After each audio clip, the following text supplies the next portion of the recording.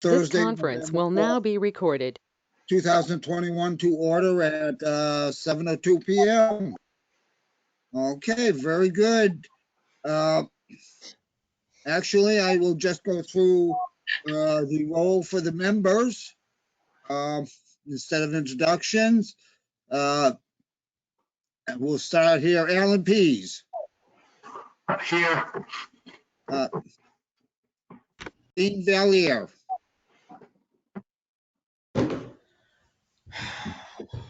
You muted yourself, Dean.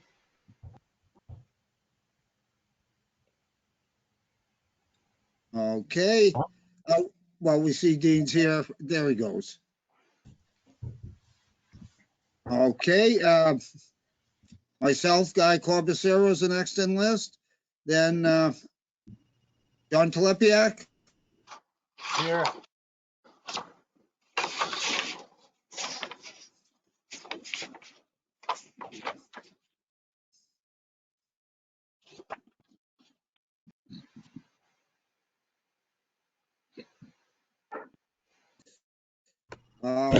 Jonathan Krantz.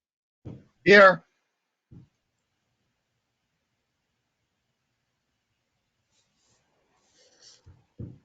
Okay. I see.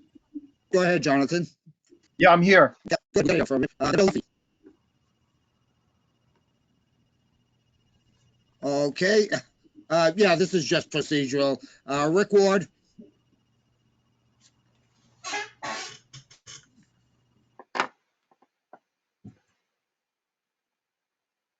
Okay. Yeah, he's unmuted. And then Stacy Donahue. Here. Okay, and I'm just going to note on staff who's here. Linda Quinlivan, Holly Ford, Glenn Here. Eaton, MRPC Director. You don't need it here. George Cahill Lamart, Kayla Kress, and Karen Chapman for staff are here. And caller 2, could you identify yourself, or are you somebody that's already been roll called? Maybe it's Roger Hoyt. Okay, very good. So Roger Hoyt's here. Okay, very good. Next item on the agenda is the approval of October 7th, 2021 MRPC minutes. The minutes were sent to you a couple days ago. I don't know if anybody's had a chance to read them. I did skim over them. I didn't see anything that brought any issues. Does anybody have any questions, thoughts on the minutes? If not, I'll make a motion to approve the minutes. Okay, and that was Roger Hoyt. Yes. Okay, and do I have a second? Seconded. Okay, that would be Jonathan Krantz, if I'm not mistaken. Correct. Great. Okay, very good. I'll call the roll then for the minutes, and I vote is to accept them as printed. Alan Pease. Abstain. Okay, caller 2. Yeah. Yeah, okay, very good. I'm sorry. I missed you on that one, Roger. Took me a second. Dean Valier. Abstain, I wasn't present. Okay, very good. Guy Corbacero, myself. Aye. Jonathan Krantz. Abstain. I haven't had a chance to read them. Okay, very good. John Telepiak. Aye. Okay. Phil Duffy. Abstain. I'm sorry. Abstain. I wasn't at the meeting. Okay. Sean Copeland. Also abstain, I wasn't at the meeting. Okay. And Stacy Donahue. Aye. And Veronica Kell. Abstain.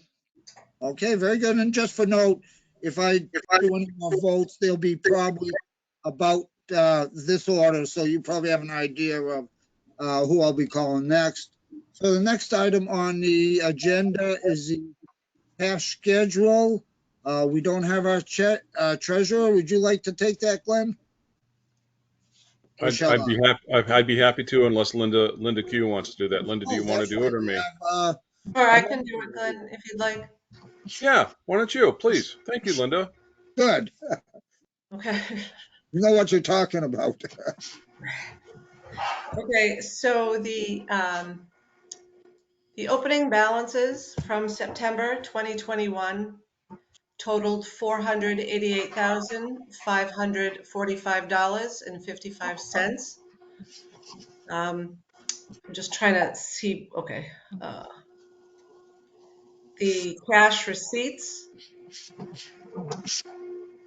just trying to figure out how to slide this down. Okay, the cash receipts for the month were $151,294.25.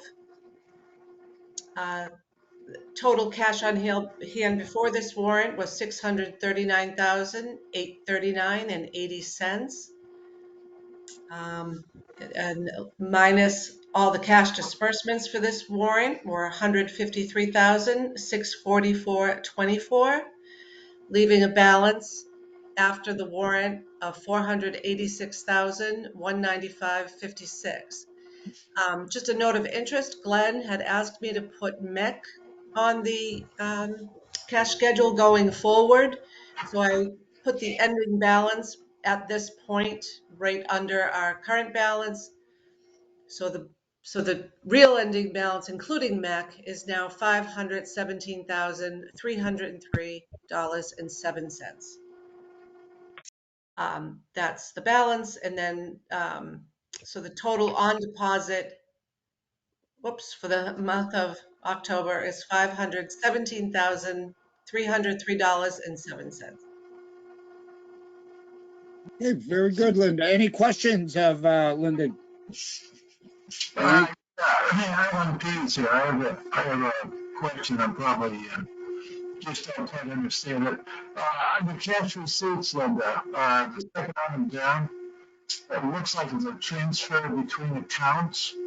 Yes, Is this actually a receipt or just a transfer between two MRPC accounts?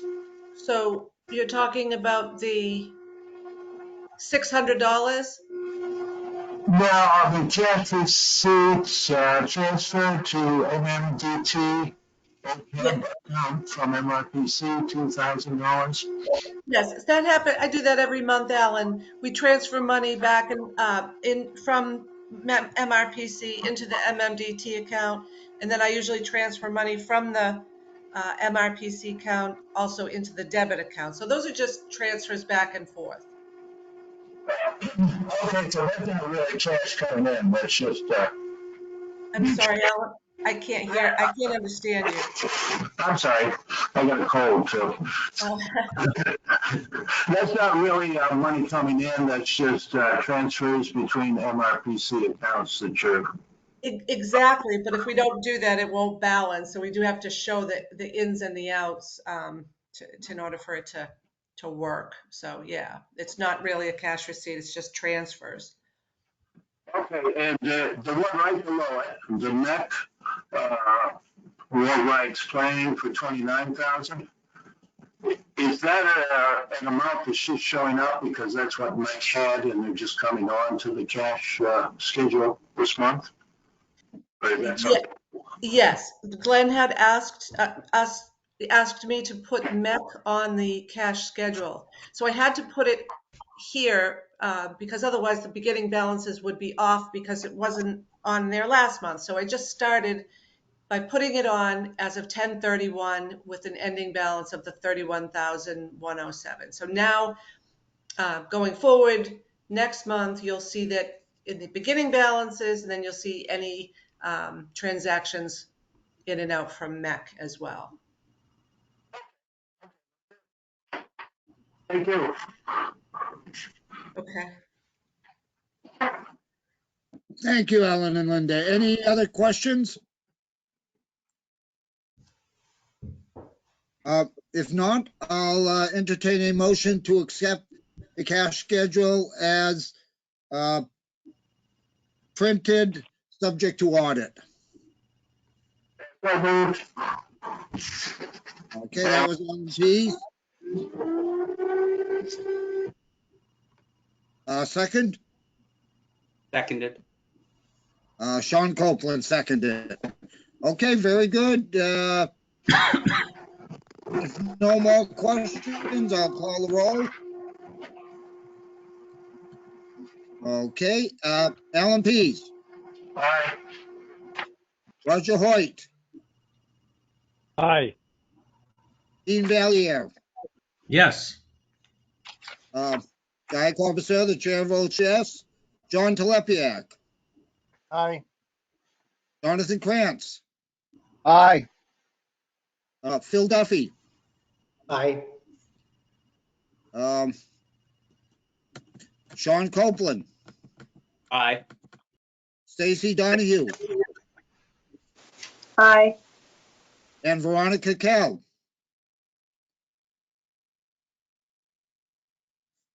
Aye. Sorry. And that's my list, and the cash schedule is accepted unanimously. Okay, very good. We move on to the third item on the agenda, which is item number 4, which is administrative matters. So that would be for Director Glenn. It's all yours, Glenn. Thanks, Mr. Chairman. I don't plan on adding anything to item 1.1. We're in the office. We're working under COVID conditions. Item 1.2, I was sick for about 3.5 weeks in October. I needed to publish a public hearing in Shirley, and I need to do that now that I'm back on my pins. So that'll hopefully be the end of November, early December. Item 1.3, MEC Inc., our affiliate, had an annual meeting. Since then, Guy has been very helpful. Guy sat down with Holly and me about a week ago, I think, week and a half ago. Guy has a lot of experience filing reports with the Secretary of State. So he volunteered to come in and helped us, which was great. Thank you again, Mr. Chairman. We really appreciate that. And so Holly and I met on that issue today. I emailed Sean, who's our Secretary Clerk, basically of MRPC and MEC. And Sean, we'll follow up you offline, and we'll have to ask you we're going to do all the admin work, and basically because you're the Secretary Clerk of both organizations, we're going to need you to throw a switch on something online, or you can authorize us to do it. Sean, we'll follow up with you. I can't see you on my screen, Sean, but I hope you can hear that. I did email you earlier today. Sounds good. Thank you, sir. 1.4, the admin matters. So 1.4, 1.2 are policy issues that are on hold until we get through the hiring process. 1.4.3, ARPA. So we have advertised internally for both an ARPA grant management and compliance director and an economic development manager. Our economic development manager, Christopher McDermott, provided notice about 3 weeks ago, and we have the internal posting gone up for both positions as of this past, I think, Tuesday, give or take a business day. I have to reach out to the communities to re-engage them individually now to see those that have expressed interest, what they want us to do. So we'll do the advertising for the next 30 to 45 days for the ARPA position. I'll talk to the communities for the next 3 to 4 weeks. And then ideally, I'll have more information at the December meeting for the commissioners about ARPA grant management and compliance services.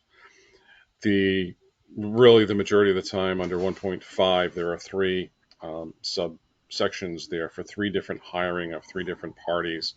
1.5.1 talks about the hiring of a principal planner. So to go back a few months, Karen Chapman was promoted from senior planner to planning and development director. The purpose of this 1.5.1 is we've advertised and interviewed, and we recommend the hiring of a certain individual. And in that paragraph under report, it basically says, we have the funding for the position. I'm recommending we hire Ms. Erica Roper, and to work for the agency full-time basis at an annual rate to be negotiated between management and the candidate. This position includes benefits. In the italicized, I'm sorry. You'll see italics with each of these reports and resolutions. And in the italics, I'll read this one word for word. The gist is that because things are happening so fast, Erica may or may not accept the position. And I've added language here in italics that basically says, please authorize management to continue to advertise and interview people and hire the next person between the November meeting and the December meeting, but staying within the advertising annual rate that we advertised at 60 to 67.5 for this position. Let me read the italicized paragraph. If the candidate is unable to accept this offer, management respectfully requests the approval of the commission to allow management to continue advertising and interviewing candidates until a new qualified candidate can be found. And if a candidate can be identified prior to the next meeting of the commissioners to be held December 9th, that management be allowed to hire that candidate at a figure not to exceed the 67.5. Annually, the position was advertised as 60 to 67.5. Things are happening so quickly now that we've interviewed a bunch of people for the 3 positions. Erica is, with all due respect to her, that's great. She's interviewed with us. She likes it. However, she is looking for another job closer to home. She lives in Cambridge, Mass. And we totally respect that. We understand that. If she doesn't accept the job, then we would continue to advertise anyway. What I'm asking for authorization tonight is to hire a person in this slot within that pay range, and trying to get the authorization to do that tonight. Bluntly, we need to put staff on sooner than later. And if you're willing to do that tonight, then that's very helpful. The resolution in this case would be it resolved, MRPC, the commissioners approve the executive director's recommendation to hire Erica Roper or another suitable candidate as per the above report for the position of principal planner for the Planning and Development Department. Mr. Chairman and the members of the commission, I'd like to summarize all 3 of these resolutions and reports and then just ask you to act accordingly. If you want to move them separately, discuss them, amend them, approve, deny, whatever you want to do. So thanks, Kayla. 1.5.2. Basically, we advertise 3 positions. We advertise for a mid-level, mid-experience, if you will, someone experienced principal planner level. On our organization chart, we have executive director, we have assistant director, which has not been funded since 03. We have department heads, we have senior planners, we have principal planners, we have regional, and then we have interns. So generally speaking, that's the organizational chart for planning. This 1.5.2 is we advertise for regional planner. When we advertised 4 to 6 weeks ago, I wasn't confident then that we would have the money to pay for this position yet. Things have changed over the last 6 weeks, and I'll get into that in just a second. You will see that under report, bold and italicized, a new grant in the amount of $80,500 has been awarded to the MRPC for Mass Department of Energy Resources. This is Karen Chapman's good work. 55.5 comes to the staff for staff and office costs, and 25 gets outsourced to a consultant. The next paragraph is very similar to the one above. For principal, this position's been advertised. Multiple interviews have been made by Karen and myself. A candidate's been selected. The ED recommends the hiring of Tyler Godin for the position of regional planner and to work for this agency for 3 days a week to start at an hourly rate to be, Kayla, can you scroll? Thank you very much. To be negotiated between management and the candidate. Basically, it's $24.36 an hour. At an annualized it's like 45 or 45.5 a year, something like that. And based upon the annual pay range as advertised, see below, where management would also be authorized to expand this new employee's hours to full-time based upon accessible performance evaluation to be completed in no less than 30 and no more than 180 days from the first day of employment. This position will include benefits. So I have spoken to Tyler email, and then we spoke this afternoon. He's willing to accept the 3 days. I gave him the gist of what I'm proposing this evening, and that he has accepted the offer. So I'm not in Erica's situation. Tyler wants to come on board. Tyler was a former traffic transportation technician, intern. He worked 1 or 2 summers ago, or maybe 1 or 2 summers in a row. I will defer to transportation. Kayla, I'm seeing a nod. That's all. I can see the top of your head. Thanks, Kayla, for nodding. But so the first paragraph, the first italicized, if the candidate is unable to accept the offer, I wrote this before I talked to Tyler. So basically, he's accepted the position, and I was asking for authority to, just in case, if we had to, keep advertising, keep interviewing. If this individual hires for 3 days, the FY22 budget salary expenses, and this is where I really want to be clear. So above in the bold and italics, we did receive a new grant. It's under contract. Both parties have signed, us and the state. So that second bullet, again, talks about, let's see, if the individual is hired for 3 days, The budget salary expenses for the line item will be increased by 28,500 and change.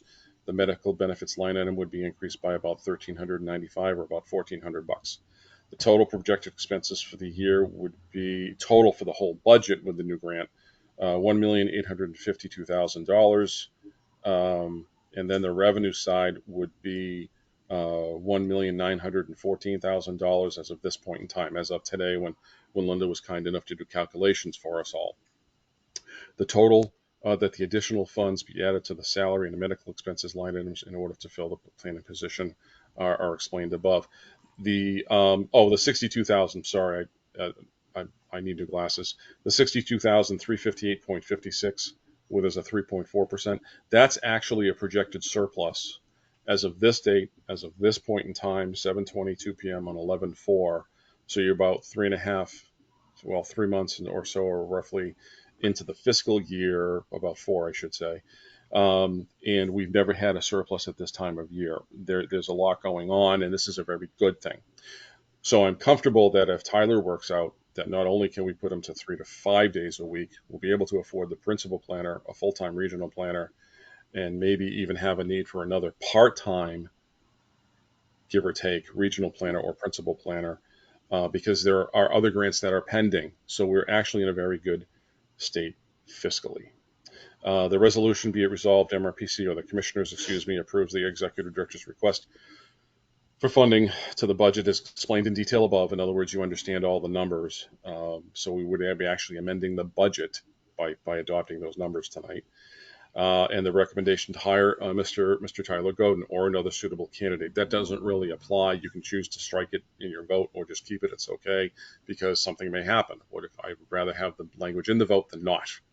Or another suitable candidate as per the above report for the Planning and Development Department. The third and final hiring report and resolution is an economic development intern, which was funded under the EDA EDA COVID grant between the EDA, the Federal Economic Development Administration, and the MRPC, which started July 1 of 2020. It's a 2-year grant, $400,000, $200,000 a year. We have plenty of money left in this grant. This is a funded position, and basically we advertised, interviewed. I'll defer to Karen. She has a better memory with this stuff. There were 6, 8, or 10 applicants, mostly master's degree candidates looking for internships. We settled on a gentleman by the name of Ryan Doherty. So I was teasing him at the beginning, saying, well, we already have a Brian Doherty on staff, so I don't know if we can hire a Ryan Doherty. But Ryan is really an exceptional individual, great education, and he has some relevant work experience under his belt. We'd like to bring him on for the intern rate of $15 an hour at 18 hours a week. And why we do that is, quite frankly, he could be a full-time intern. This is an individual that maybe after 30, 60, 90, 180 days, depending upon performance, we might look at him again. Maybe he's a regional planner candidate for part-time or full-time. So I really think with the 3 people that we have here, we really have some good people, and we'll just see what happens with Erica at the front end, at the beginning. Resolution for Mr. Doherty, the second, if you will, be it resolved, the commissioners approve the executive director's recommendation to hire Mr. Ryan Doherty as an economic development intern for the Planning and Development Department. And those are the 3 hiring resolutions, and I just wanted to summarize. Thank you for your time. Mr. Chairman, I'd like to turn the microphone back to you for questions, comments, and concerns. Okay, very good. Now, we have the 3 here, and basically in 2 of the 3, you want permission if for some reason the candidate that you named here falls through, you want to be able to move forward and hire somebody without having to bring it to the board next time or hold them off. That's the request, because one candidate may pull out or she may stay with us. And so bluntly, folks, that all bottom line is this boils down to I'm requesting flexibility so we can move forward as management with the guidance from you, and we stay within, if we're all familiar with town meetings, staying within the 4 corners of the article on the warrant. So that's generally that's exactly what I'm asking for. Yes, Mr. Chairman. Yeah, and just to note that these planning positions, I know even from the town of Winchton and from other towns, people are moving around and they're going quickly, and candidates are going quickly. So if you don't jump on them, some other town will. It's very interesting that in planning, there seems to be a lack of people. Now, any of the members, any questions on any of these three resolutions? Dean? Yes. Oh, I'm sorry. Were you going to say something? No, I was going to make a motion to approve the three positions as stated in the text. Okay, you're moving these three resolutions. Do I have a second? Seconded. Second. Okay, that would be Jonathan? Yes. France? Yes, sir. Very good. I have a motion and a second. Any more discussion on these? Any questions? Also, in that resolution, are you asking for permission to move the candidate that is going to be working for 3 days to 5 days if you feel it's necessary, or will you be coming back to the board if you decide to do that? Glenn? Let me read the resolution so I can reread what I wrote. Hang on just a sec.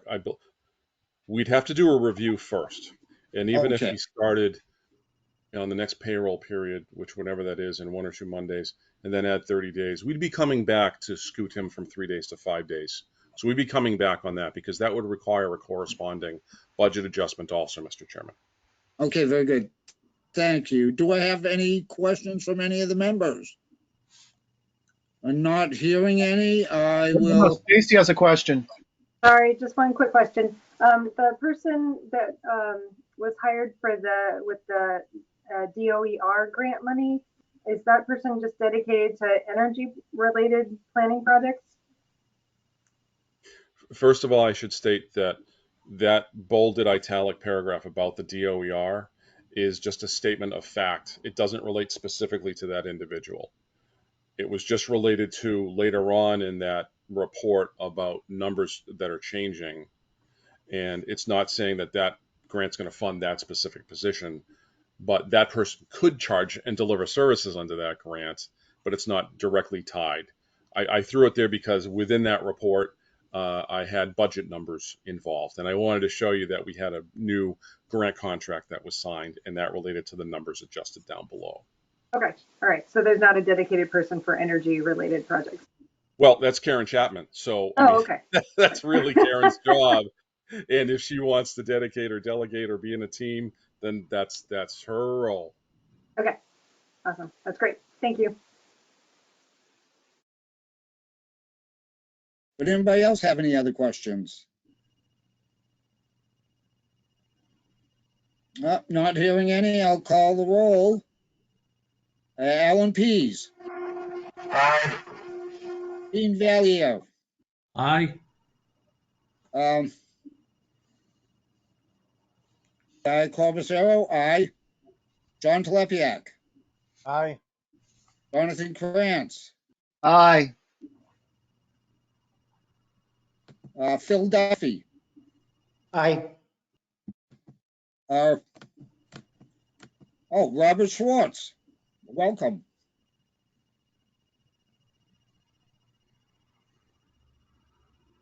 Aye. Okay. Roger Hoyt. Aye. Sean Copeland. Aye. Stacy Hugh. Aye. Veronica Kell. Aye. So that's the roll. All three motions are moved unanimously. Okay, back to you, Glenn.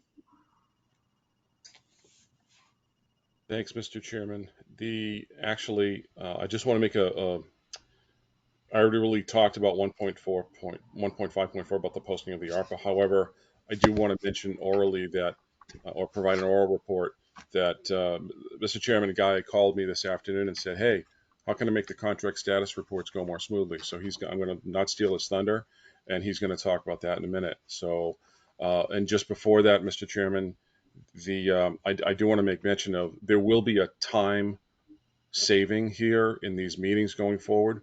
We want to make them more interesting, more valuable. We want to talk about projects of more regional importance.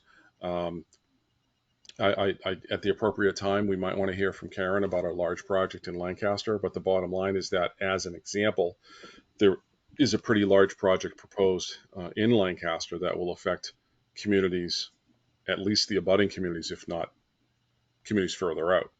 It's a very large development project where there's well over north of 2 million square feet of distribution facility and then 150 units of housing.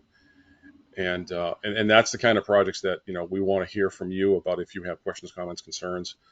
For example, in that particular project, if Lancaster was in the room and Leominster is in the room and other abutting communities are in the room, if they wanted to say, well, what's the impact up there?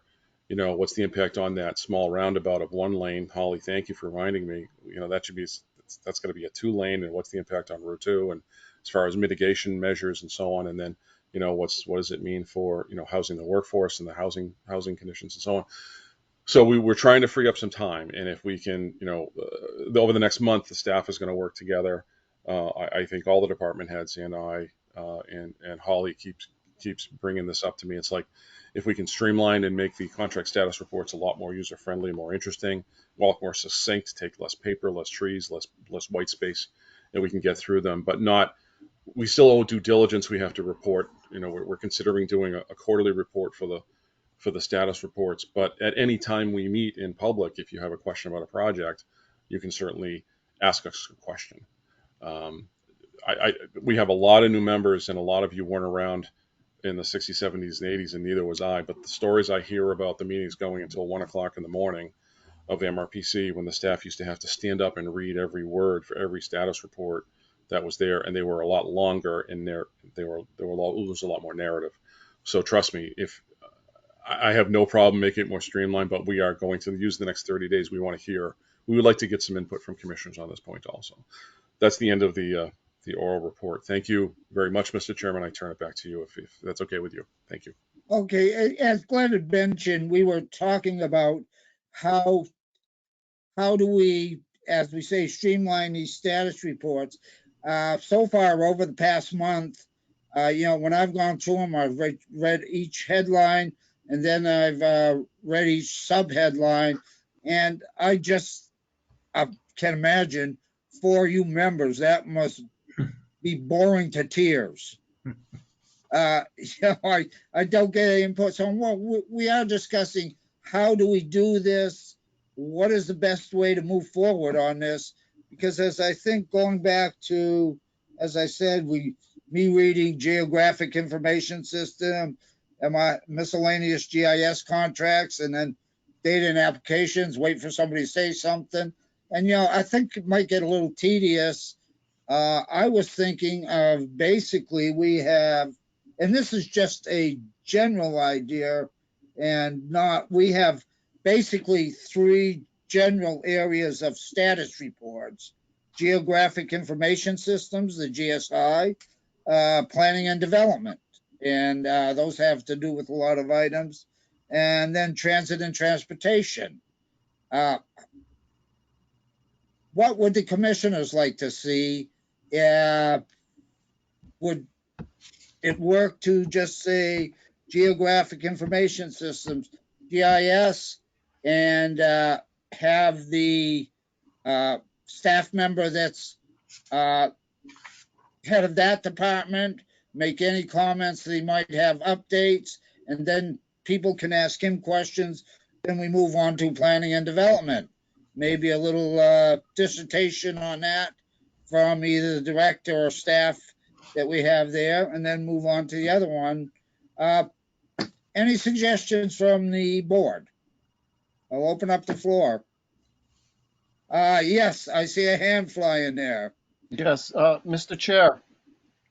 Since we receive written reports anyway, what I would encourage is a process where the time at the meeting here is really just dedicated to the priorities. That is, I would ask each department chair or responsible person to really just direct our attention to those things that merit our attention because of their significance or urgency. and then the rest can remain in the written document that we're free to read. That sounds like a very good idea, and that's kind of the along the lines I was thinking myself. Mhm. If I could add that maybe we spend Roger. less time on all of them and maybe focus on like a new one. If a new one starts up, just a brief description of it, and then we look at it in the written part as it goes along. But also, if maybe the written part was more in a table form where you could see a list of projects, who's working on it, a start date, a schedule, end date, or it's 50% complete, it's targeted for November, just something like that. But if we just highlighted new projects or something as they came up each month. This is Phil Duffy. I'll support what Roger said. I think that's an excellent method to streamline. Another agency in which I am on the board gives a status report as red, blue, and green. Effectively, that gives us a quick snapshot idea of what progress is in the project. If it's something that's going into red or yellow, it may be a topic for discussion. But if we have a description of the project at its initiation, we have an idea of its funding source, and that it's going along on track, there's really not a whole lot of need to talk about it. That's just a suggestion that maybe we work with the dashboard and really spend most time on a project at its introduction and then on an as-needed basis. Thank you, Phil. Any other Stacy, comment? yeah, Stacy from Harvard. Yes. It would also be nice if we could get an update every now and then if things were changing at the state level. I know that there's been some burbling talk about mandating a multifamily district in each town, and it would just be nice to know what's going on at the state level too. Thank you. Thank you, Stacy. Anybody else from the board? Not hearing anything. Staff, from what you've heard so far, any input?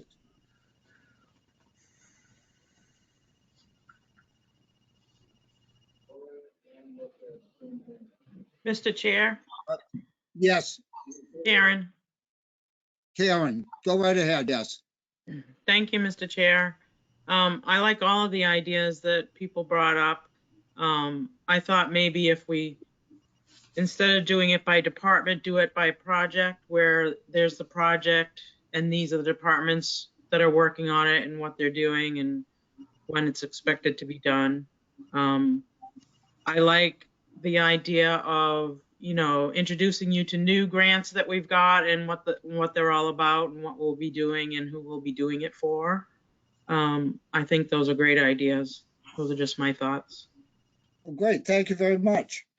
Glenn, did you have something to say or? Okay, I saw your hand move. Anybody else on the staff have any ideas, suggestions? Okay, very good. I love all of these ideas. Kayla, what was that again? Oh, I just love all of these ideas and I love this input. Thank you. Okay. If I can add one other thing, this is Phil Duffy. Just in terms of the agenda that we've been following for years now, this is an idea. If we could get through this much more quickly, then we might be able to leave some time for just community-driven discussions. People raise issues that each community is dealing with. See if there's some kind of things we could talk about. We've talked about doing it in the past, but to the best of my knowledge, it actually hasn't happened. One of the issues that these meetings tend to run a little long. But I'd love to know what's going on in other towns. I'd love to know what they see as their challenges, and I'd love to bring mine to a broader community of interested people in the region and see if there's things we have in common. Yeah, that's a great idea, Phil. Thank you. Mr. Chairman, I'd like to add too that was one of the reasons why we were coming up with ideas on streamlining the status report portion of the meeting, was so that we could have a more interactive meeting with all of you, find out where your concerns were, find out, do you have questions about certain things? It would give us more opportunity to have staff have a discussion with you on their different projects or things that are coming up. But it would open it up to much more discussion rather than listening to Glenn give you an update and then listening to, the status report headlines, if you will. So your ideas are great, and that's exactly where we were headed. Definitely making sure that each month you heard of any new grants that we signed, any new contracts. If there was anything that needed to be voted on, we would do that, definitely. But yes, trying to involve everybody a lot more. Yeah, I think that's the goal, as also Phil went back to get more information about what communities are doing and information given to the directors instead of me just droning on about titles and things, to give us time. And all of our directors are pretty smart enough to read the status report on their own and to zero in on the items that they're interested in. Mr. Chairman, I Yes. agree, especially like what Phil said and Holly. When we're meeting like this, it's a lot different than when we used to meet in person and we could talk to each other either before or after the meeting, and some of that discourse was happening. But now when we're here, yeah, it's too rigid with the just the text there, and like it said before, we can read it. Yeah. It'd be better that we had discussions. All right. And if I could interrupt, Mr. Chairman, one thing Roger. we've done in the past is maybe quarterly have a topic presenter. Some new information that was a presenter, more of a educational minute, or if maybe we do it every quarterly, we have. Roger, if we can streamline the status reports, we could probably do that almost every month if we have a topic. I think we have enough topics to do that. Mhm. And I think that's kind of why we want to get rid of spending 15 minutes on the status report of joining on, so we can have that time to have information. And we should be learning something by coming to this meeting. Can I make a bold suggestion? What if we had status reports on a quarterly basis rather than a monthly basis? Because so often the status report is just an incremental, is only incrementally adds to last month's status report. This is just a suggestion that, if we know what's going on and things are going along as they should be and we conduct in a professional manner, so long as staff is responsibly informing the board, I really don't think we need to know about every incremental step progress towards the ultimate completion of the project. This is me thinking. I also think, for instance, I think in the past we've spent an inordinate amount of time on office administrative procedures and certain kinds of financial decisions or recommendations or requests where I honestly think the input of the board is not necessarily instrumental. I don't think that we necessarily have HR experience resident on the board. I think that if we are informed, I think that's sufficient. I think in the past sometimes we spent too much time talking about things that I really don't think are necessarily I think are probably too granular for the board. That's my opinion. People may feel differently, but anything we do to move the meetings along more quickly and get to the more exciting content is what I would recommend. Great, thank you, Phil. I can see Glenn nodding. Other thing I would add is maybe some of those things could be done by the executive committee on a quarterly basis, or as needed, more than all the commissioners. Yeah, that's a good point. Does our bylaw allow that, or is it only can only meet when there isn't a quorum? Glenn, I see your head shaking, so do you have any comments to that? Don't ask me to quote the bylaws right now. I know that basically Alan can help us out, I think, the best here. I think recommendations have to come out of the executive committee, but they have to be sanctioned by the full commission, if I remember right. Alan, please help me with that. Otherwise, I'd have to just go reread the bylaws. I apologize. I can't answer that right this second. That's my memory, folks. Yeah, I would have to read the bylaws myself. Maybe. Yeah, we were in a pattern when you first promoted me to ED. We were in a pattern. I was asking for a lot of executive committee meetings that were then held like at 6 o'clock at night, and then the full commission was meeting at 7 o'clock. And essentially, in those days, it was only really the executive committee members that were coming to the meetings, and we didn't have a lot of participation by other communities. This is a very different world right now, where if just the executive committee met tonight at let's say 6, we'd have those 5 or 6 people, I guess. And I think we have 8 or 9 or 10 roughly. I can't see the whole screen. So we have a lot more people tonight. So we got out of the path or the pattern of doing executive committee meetings before to say, let's update the personnel policy. And then an hour later, we'd have the same discussion. So we have a discussion twice. So then, I was talking to some commissioners and Vic at the time and said, okay, well, why do we need both meetings? We'll just do it at the commission meeting level. So, but, with more participation of a much more reinvigorated board, right? Where you have an executive committee of up to 7, and we have 8 to 13 people show up for the full commission meetings. Executive committees can do, the bureaucratic stuff that I need you to do in a smaller committee, and then they can just go to the commission and just ratify it. Executive committee can just make a report. I mean, that's how most, nonprofits run, and that's and that's how some of the RPAs run also.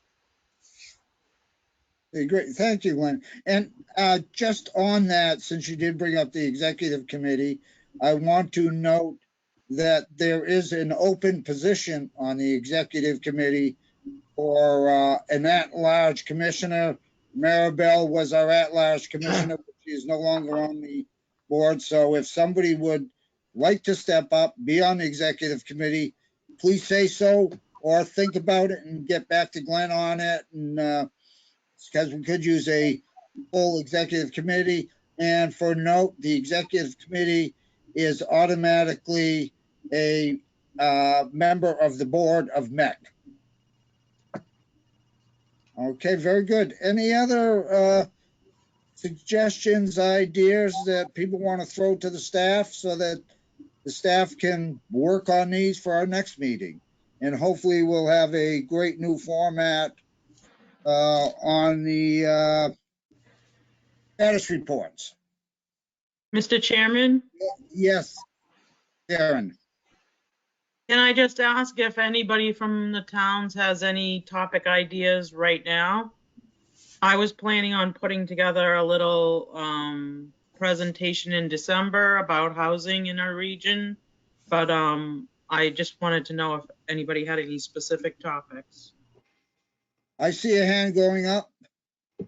Phil. ARPA, ARPA, yes. particularly our use of ARPA funds for economic recovery. Yeah. 40B. ARPA is very confusing for a lot of towns. Exactly, it's got 4 items that they can do, but the nuances of how they can do it is a tricky part from what I've seen so far. Don't know a lot about it, but there's could be a lot of missteps. That's a great one. Yes, especially everybody's got their money. How do you use it to your best advantage? This is Stacy from Harvard. I don't know if this would count as a topic, but I think that Harvard, Shirley, and Air would like to know how Devon's that's going to pan out, for how that works for us. I don't know if it impacts the whole region, but certainly impacts 3 of us. Yes. Boy, that's a big one. I think we need a 6-month meeting for that one. But I know, but it's a valid topic. Yeah. 2033 is coming up quicker than we would like to admit. So I spent a lot of time with the J-Boss from 08 to 13 or 12 or 11 looking at that, and we'd be happy to discuss that again. Let's keep it structured, and maybe we can get some questions answered. Stacy, we're happy to provide assistance at that. That's the big 800-pound gorilla in the room. Plus the 2 or 3 million square feet of a distribution facility going into Lancaster. Also, there's some big things going on in the region. They should be discussed. Yes. Thank you, Stacy, for bringing that up. That brings back great memories and a little bit of oh no again. But thank you. It's a valid point. Thank you. Mr. Chair? Yes. Yeah, I'd like to follow up with Karen Chapman's comment. Yes, anything about housing, particularly affordable housing in 40B, would be very helpful. Mr. Chairman, Yes, Karen. I just wanted to mention that I sent out an email to everyone about the CPTC training that's available for planning and zoning boards. You can register now. There's a bunch of them. I just did this afternoon. Thank you, Karen. Excellent. Thank you. Good. See, your emails got to somebody. Yay! Somebody read it. Yes, Mr. Chairman. Yes, Roger. Yes, and to add to what Karen was saying, the topic was the housing choice legislation that was passed earlier this year that affects a lot of our towns. Mr. Chairman? Yeah, yes, Karen, please. Sorry. So we've been informed that DLTA is going to prioritize that housing choice for the MBTA communities and allow us to use a lot of the DLTA money to help all of you that are involved in that. FYI. Thank you, Karen. Thank you. I have another suggestion. Yes, please. I suggest we invite the Johnny Appleseed staff to come to our meeting and describe tourism in the region. Tourism as a portion of the economy and how communities might plan for tourism, quite frankly, because it's emerging in our region, I think. Yeah, we have a great region for tourists. Thank you. Another one the staff will take. Well, not hearing anybody. I think, a lot of times myself, these ideas will come up an hour after the meeting, 2 hours after the meeting. Hey, wouldn't it be great on this subject or another subject? So please get a hold of Karen or Glenn or anybody on staff that deals with the department you're thinking in, or, as I said, Glenn. Well, Glenn, do you have enough to start with here? And I think next. I think we have more than enough to start with. Yes, and Okay. Karen, correct me if I'm wrong. Didn't you volunteer to do a presentation on something for the December meeting? Would you please? I don't remember the details. Karen, would you talk about that? I heard Karen. She volunteered.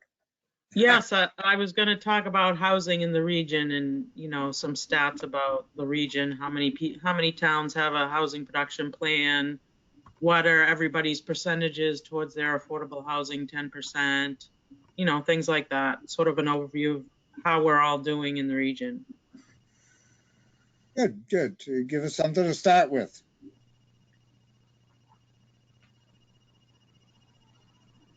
Okay, very good. I think if we don't have any more ideas, we'll move on. Now, one item, next thing is, this is usually where I go through the status report and drone on, but we've spent, we're almost coming on an hour now, 8 o'clock, which, I like to keep our meetings to about 8 o'clock. So what I'm going to do tonight, instead of going through each item, and this is just off the top, the first grant or big section we have is 5.3 GIS systems. Now, Glenn, do we have anybody in that department that can speak to anything within that whole item that we have under them that might be new or of interest, and then we can just move on to the other planning and development area. Yes, sir. So Kayla is here tonight. While she's doing More Than Tech, she has her GIS hat on as well, and she can answer GIS questions. Yes, sir. So are we going to be going through each individual contract and kind of hitting the highlights, or just general in the department, what's new and I was exciting? not going through each item. I Okay. thought we spent a lot of time. And usually when we go through each item, nobody says anything. So if you could just give us some highlights or some input from your department, and I'll move on to the next department. So the biggest kind of collaborative project that we're working on right now is the infrastructure mapping that's funded by the EDA COVID money. We're working with planning to identify parcels that should be mapped with their water and sewer infrastructure to kind of target that for development. So I'm kind of going through a couple different approaches to find these kind of highlight parcels, priority parcels, and then we'll come back with this list, talk with planning department, see which ones we should actually prioritize, and then we'll go out on the streets and actually map these sewer lines and water lines. So I think that's kind of the most exciting one that's happening right now, and I'm ready to go. Great. Now, does anybody have any questions of the GIS department for any of these headings? Is there anything that anybody wanted her to speak on? No, not hearing any. I'll move on to the next section, which is planning and development. We go through the greenfield, green communities, brownfields in this department. Do we have anybody on staff, Glenn, who would speak to this one? Just demuting my, yes, Karen Chapman. Yes, sir. Yeah, if you just give us any highlights of anything that might be of importance. Thank you, Mr. Chair. As Glenn mentioned, we just got a Department of Energy Resources Regional Energy Program Assistance Grant for $80,700. We are contracted with 12 or 13 of our communities to do green communities tasks. Some towns are in the middle of grant writing, some are waiting for grants. So we have this money to help with annual reporting and grant applications, and all the towns that are participating are already contracted, and we've already started with 4 competitive grants that we submitted in October. And right now we're working on 12 annual reports for our communities. And this year I'm fortunate enough to have an assistant with Green Communities in Kayla Kress, who has been hugely helpful with data gathering and contacting the town. So if you've gotten an email from her, please respond. So that's sort of one of the newest things that we have going on. Thank you. Thank you. Do we have any questions of Karen on this section? If you happen to have projects in here you have any questions on, please speak up. All right, this is Stacy from Harvard. My Ag Commission, just wanted to remind you, I think we're nearing the end of the Ag Commission staff study. They've got a meeting on December 15th, and they have you on the agenda for that meeting. So they asked me just to remind. Thank you, Stacia. And we're in the middle of all of our research. Jonathan Voss, our regional planner, is researching for me, and we're going to put together a report. So thank you. Thanks so much. Okay, very good. Thank you, Karen. Okay, our next Here's a result from search. Sorry about that. Our next department is Transit and Transportation. Who on staff would be speaking to anything on this? And Glenn, I see your hand move.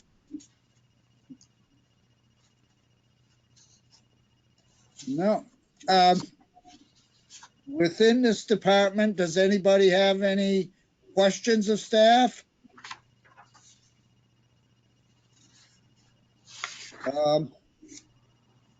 No, and I don't know. Yeah, I see George is here as a member. Do you have any comments, George? Any input, anything? No, I am representing tonight the MART administrator, Bruno Fisher, and will be presenting some update on MART, what they are doing. As you know by now, I don't know if this is the time to give you an update on the transit. This is near the end, George, so if you have anything you'd like to say, please. Okay. As you know by now, on September 21st, at the MART Advisory Board meeting, the board members voted unanimously to appoint Mr. Bruno Fisher as SMART administrator for MART. And as you know, Mr. Mo Khan has retired after 40 years as an administrator of MART. This is about the administrator. For Air Project, finally, we reviewed several new bids. We received for the construction of Depot Square Pedestrian Plaza, which consists of constructing a bathroom, bus shelter, landscaping, and lighting. The lowest bidder was Hutter Construction. Hutter Construction, who constructed the original parking garage in Air. And the work will be completed by next spring because the bathroom prefabricated building, the lead time to build it, it is 6 months, but hopefully will be completed by the end of spring the next year. The other thing MART is working on, we are in the process of installing the automatic passenger counters on all our buses. And that will include real time for location of the buses. You can use your iPhone and check your bus, what time will be at your location. And this will be happening by the end of this month. And also we are working on updating our website. By the end of this month, we're going to have a new MART website. And also we have a new logo. You will see it soon. The other thing I will be working on, I will be reviewing all our bus routes and especially the one in Winchendon. And I did not forget, I will be updating it and taking your comment on that bus route. I'm working right now on the new schedule for the Winchendon bus route. This is what I have. If you have any question, I can answer. Thank you. Thank you very much, George. Great presentation. Does anybody have any questions of George? Or of anybody else in the MRP staff and projects they have going? No, but thank you very much for that information on Winchendon. You're welcome. I guess we're at the end of the status report. A little variation, but it is now a little after 8 and we're down to new business. Does anybody have any topics that they'd like to bring up?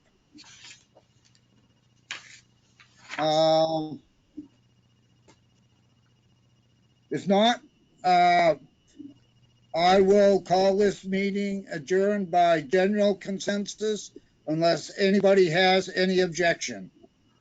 Oh, yeah, I thought we were talking about Lancaster. Yes. What about Lancaster? Glenn said there was a big project there and he had information on how it was impacting the region. Well, Glenn? Mr. Chair? Yes. Karen? Thank you, Mr. Chair. So MRPC is working on a project with Lancaster to develop a 40R district. And within that 40R district, they have a developer who has agreed to build 150 rental units. So the location is across the street from Kimball's on McGovern Road.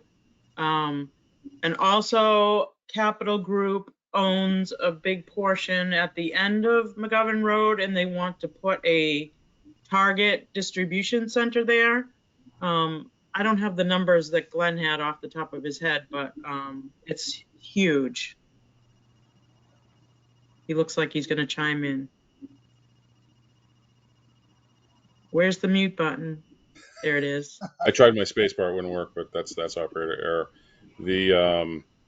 Well, Karen, you sent this to me, and it's a great map, but I'm just going to throw just a couple numbers. The distribution buildings, the distribution facility buildings are, I mean, if we all know what a distribution facility looks like, the big concrete buildings with about 50 to 75, bay doors. And the plan I'm looking at for just the distribution buildings, plural, one's about 1.2 million square feet. Another one's about 660,000 square feet. Another one's 150,000 square feet.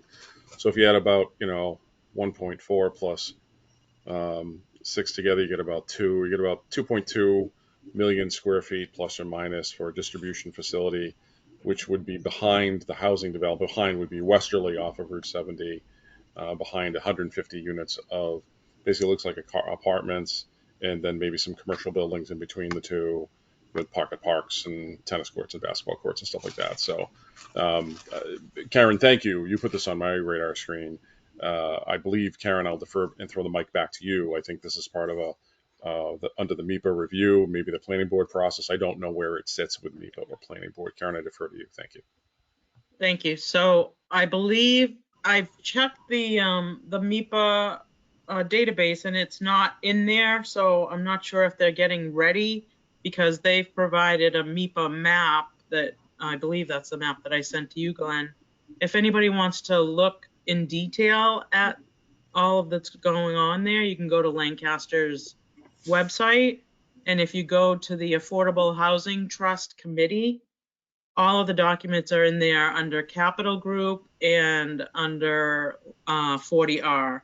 So the Capital Group one is all the distribution stuff, and the 40R one is the housing, and 40R and the retail and mixed use. Karen, if you can get the link, or if Kayla can get the link, if we can throw it into the chat for everybody tonight, that'd be great. If we can't, we'll send it out by email. If somebody could do that, that'd be wonderful. Thank you. Kayla, can you search that? Affordable Housing Trust on Lancaster's website. So there's another, I think there's 2 or 3 more large projects. I don't know the details on those because I'm not involved. Across Route 2 off of Fort Pond Road, there's going to be a new manufacturing site. I don't know which company it is or what they're manufacturing, but it's very large as well. And then there's another something big that I don't know what it is going in. So those are the things that I know that are happening in and around Lancaster, Leominster, that sort of area. Thank you. Karen, thank you. To follow up on what Karen said, just to go back a bunch of years, the state used to pay regional planning agencies to do what's called A95 reviews, basically things that would come up under MEPA, and we had a little bit of coin. This is before my time, and I started in '99. So we used to get paid to actually review projects like this. And then once the organizations stopped getting paid by the state to do an independent review, then we stopped doing them because, they're not small reviews. It's comparable to, all of you planning board members, I'm presuming all planning board members are very familiar with, you get a permit in, and you have your own peer review engineer, but you're taking the fee from the developer and then using your civil engineer and your payroll to write them a check to do a peer review your engineer versus just listening to their engineer. And then I love sometimes where the 2 engineers are in the same room and they're saying, well, I don't have to do that. Well, yes, you do. And that's what we used to be able to do. And we'd look at housing impact or transportation impact, or, could bus routing happen along there and provide transit services to new housing and so on. We dropped that when we weren't getting paid to do that anymore. So, and then the internal rule has been ever since the last 20 years, if a project of significant importance comes up, we'll bring it to your attention. So basically, I'm following through with what commissioners told us to do, 15 years ago, 12 to 15 years ago. And this is a large project. Karen, thank you. I was unaware of the other projects, but when something of this large scale comes up, and it's certainly not just a single community issue, it's a multi-community issue, then we want to make sure that we hear your input. And then if you want us to write up your comments, and then put them in a form of an MRPC letter that the chairman or I or we co-signed and we send it to MIPA, that's really what we want to be able to do under these particular programs. Thanks again, Karen, for summarizing. Okay, great. Does that answer your question? Or the question that was asked? Can't remember, was it Veronica that asked it, or? It was Stacia. Stacia, okay, very good. Does that answer your question, Stacia? And Kayla put a map up here for everyone to see on the far right is the housing. It's labeled as O and P. And then there's some R's, those are retail. There's currently a gas station at R3 and a Dunkin' Donuts at R2. There's soccer fields in the back. That's L, that's existing. There's on R6, they're gonna be putting a car wash.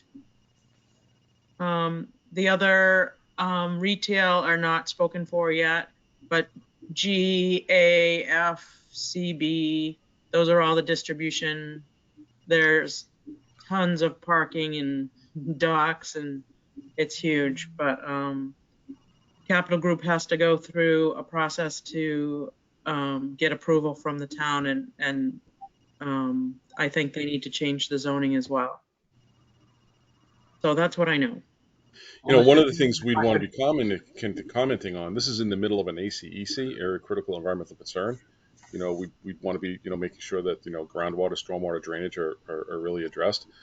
Is there permeable pavement that's going to be used? Are these flat surfaces that are taking trees down going to be covered with solar panels? So there's so much that can be commented on here. And so right now, I'm sorry, excuse me. No, Glenn. Karen, please, I was going to turn it back to you. Thank you very much. So you can't really see it, but right under this A building and its parking area is an old gravel pit. Yeah. You can sort of see on the edge here that you can sort of see on the edge where that rotary is, the dirt, but under that building is an old gravel pit. So it's already a disturbed area, but you're right, the ACEC sort of goes around it. That green line is so they're sort of trying to fit it in there. So that's what's going on.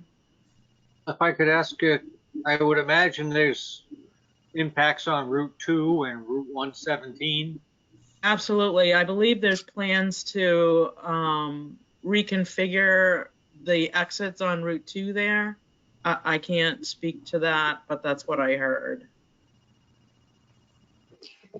Is that public transportation planning being integrated into the 40R development? Yes, actually, there's I have a letter from MART that George Kahali got for me that says they will, so there's a stop that's at D'Ambrosia I is the last stop on a route, and they agreed to consider putting a stop at this location. I don't know if George wanted to talk about that at all. Yes, Mr. Chairman. I reviewed that project, and we are committed to serve these housing when we built. MART will extend their bus route to the location. Thank you, George. Thank you, George. You're welcome. Well, I want to thank you, Stacy, for bringing up the question, because that is almost the type of interaction I can see on the status report. When somebody has something that they're interested in, they ask the questions, instead of me going down and listen. So if you come to this meeting, you have questions on something that is on the status report, please speak up, ask the questions, and that way the time will be better served than me just rope reading. Thank you, Stacy. Do we have any other items that people would like to bring up? Mr. Chairman, I just want to say that Kayla put the links to the Lancaster website in the chat if you want to get it before we close the meeting. Okay, very good for anybody that needs it. Otherwise, And I just, guess if for just some go- otherwise, just get a hold of Kayla, right?